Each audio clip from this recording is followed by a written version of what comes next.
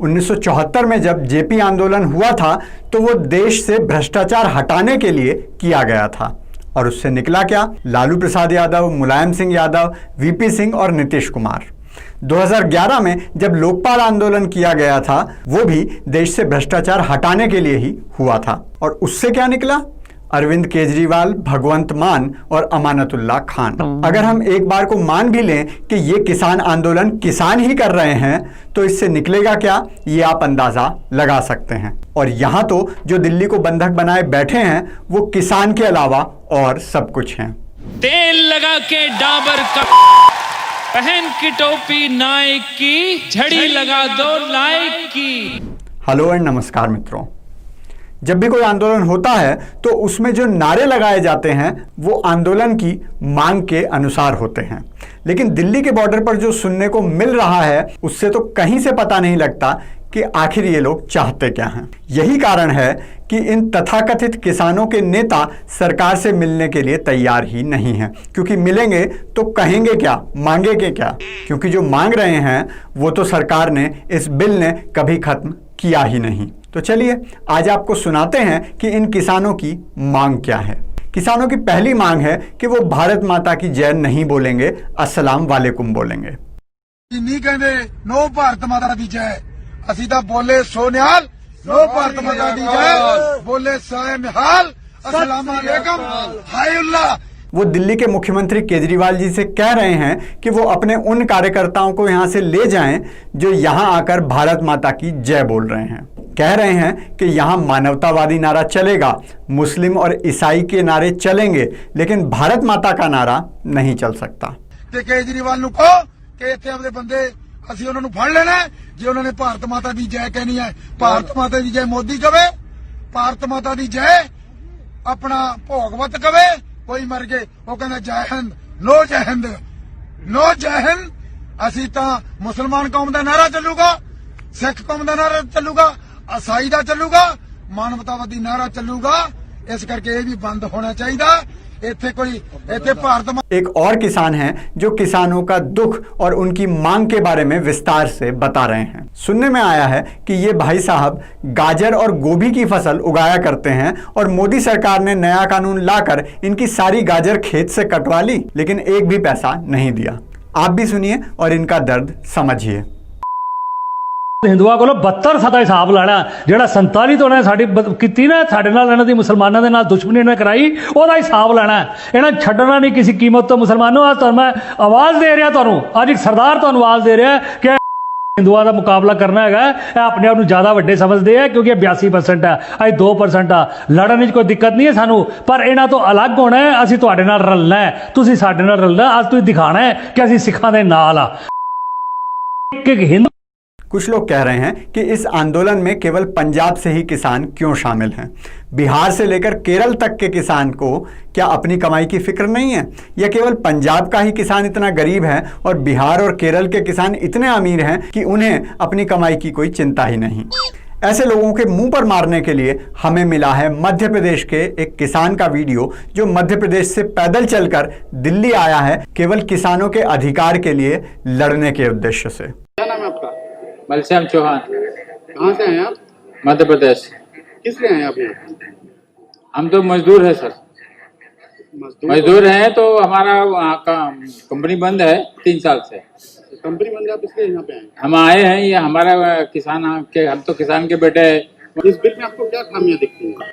अभी वो 44 कानून जो हमारे लिए कानून था, वो 40 उसमें से 40 को कानून रद्द करके 4 कानून है जिसमें हमारा कोई कुछ है ही नहीं। उसमें हमको आज अस्थायी रखने के बजाय उनको निकाल के बाहर कर दिया जा रहा है। जो उनका सब कुछ जो है खत्म कर दिया गया है।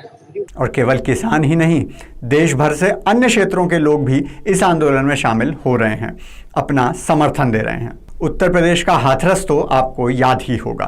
वहां पर भी केरल से एक आतंकी संगठन के समाज सेवी आए थे पीड़ित परिवार को न्याय दिलाने के लिए। वो तो योगी जी की कट्टर फांसीवादी सरकार ने उन्हें पहुंचने से पहले ही गिरफ्तार कर लिया, नहीं तो वो न्याय दिलाकर ही जाते। और वो भाभी जी याद हैं आपको, जो प्रियंका वाड्रा से गले मिलकर रो रही थी और बाद में पता चला कि वो तो भाभी थी ही नहीं, मध्य प्रदेश के जबलपुर की रहने वाली एक महिला थी। वो भी किसान आंदोलन में किसान बनकर आ गई हैं। शाहीन बाग वाले तो पहले ही समर्थन में आ गए थे, उनको तो आप कपड़ों और टोपी से पहचान ही लेते हो। दिल्ली की 50 मस्जिदों से खाना भी पहुंचने लगा है। ध्यान दो, आपके घर तक भी खुशबू आ रही होगी। वैसे जब किसी प्रदेश के लोग दिल्ली में आकर प्रदर्शन करते हैं तो अक्सर देखा जाता है कि उन्हीं का खाना उन्हें परोसा जाता है। तो पंजाब से आने वालों को मक्का की रोटी और सरसों का साग, गुड़, राजमा चावल और लस्सी दी जानी चाहिए थी। लेकिन चमत्कारिक रूप से पंजाब के लोग बिरयानी कब खाने लग गए, हमें तो पता भी नहीं चला। मत दो जी पत्तल, मत दो। पीछे दो, 3 तो उठे जब दोनों के यार वो उठना पा रहे वहां तो नहीं देखो वो का लाइन मारे हैं यार।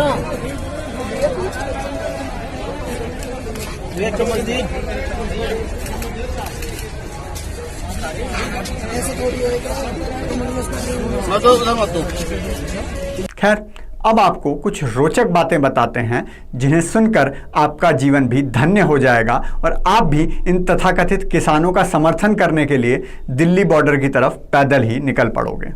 सबसे पहला तथ्य कि ये कृषि कानून पंजाब में लागू ही नहीं होता, क्योंकि पंजाब के मुख्यमंत्री कैप्टन अमरिंदर सिंह और पंजाब की कांग्रेस सरकार ने विधानसभा में एक आदेश पारित करके इस कानून को ना लागू करने का पहले ही प्रावधान कर दिया था। मतलब जिन लोगों पर यह बिल लागू नहीं हो रहा है वो लोग इसका विरोध कर रहे हैं और देश के जिन किसानों पर यह लागू हो रहा है वो अपने खेत में काम कर रहे हैं। तालियां बजती रहनी चाहिए मित्रों।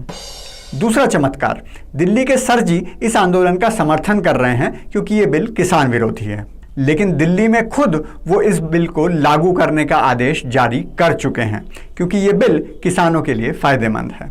और तो और पंजाब में जब कांग्रेस सरकार ने इस बिल को रोकने के लिए आदेश पास किया था तो केजरीवाल जी की पार्टी ने इसका यह कहकर विरोध किया था कि पूरे देश में किसानों को इस बिल से जो फायदा मिलने जा रहा है, पंजाब के किसानों को उस फायदे से वंचित क्यों रखा जाए।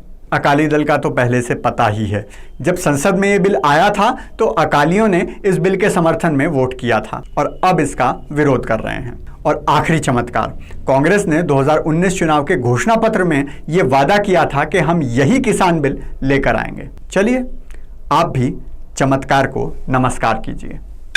बाबा का आज का ब्रह्म ज्ञान है कांग्रेस वालों के नाम। आपके एक नेता हैं जो सर्वगुण संपन्न हैं। वो इतने प्रतिभावान हैं कि मास्क के पीछे से भी अपनी बुद्धिमानी के कारण पहचाने जाते हैं। चलिए आप भी पहचानिए कांग्रेस नेता तरुण गोगोई की श्रद्धांजलि सभा में श्रद्धांजलि देते ये नेता कौन है।